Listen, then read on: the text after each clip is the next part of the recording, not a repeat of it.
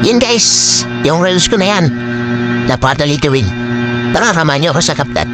Tara, punta tayo sa CapCut. Then new project. At piliin ang ating na-shoot na video. At ito na siya guys. Nagmula siya sa nagtago. Tapos yung parang may hinahanap siya, may ginugulat. At papasok siya doon hanggang dulo. Yun yung buong clip na kakailanganin natin. So dito, hahatiin lang natin to. Para pag pinanood natin siya sa reels natin, tuloy-tuloy siya. Yung tinatawag na loop style. O split natin to. Then i-overlay natin yan.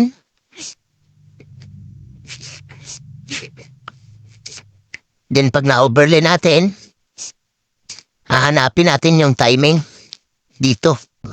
Yung saktong paglabas ng isang clone natin. At maglalagay tayo dyan ng mask. Timing lang, hanapin lang natin yung timing.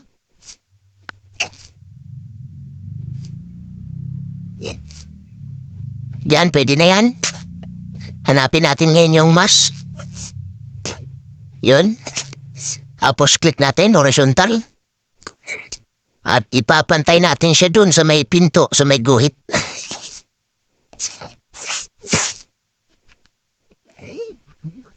Yan, i-adjust nyo na lang guys.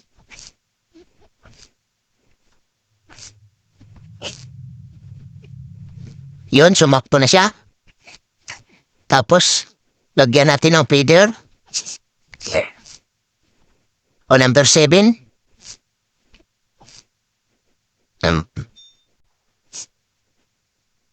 Then, play natin. Oh, ito na yun. Meron na siyang clone. Lumabas na yung isang tao. So, dito guys na, kung napapansin nyo, naputol yung video natin. Ang gagawin natin dyan, ipapantay natin yung pangalawang clip doon sa una. Mag-i-split tayo dyan. So, split natin to. Oh, hilain muna natin para umaba. Yan, split natin. Tapos hanapin yung mask. Mask. Okay. Yan, mask natin yan. Click nan. Check. Okay. So, ganyan na siya. So, ibalik natin sa normal. Tapos, i-play natin uli.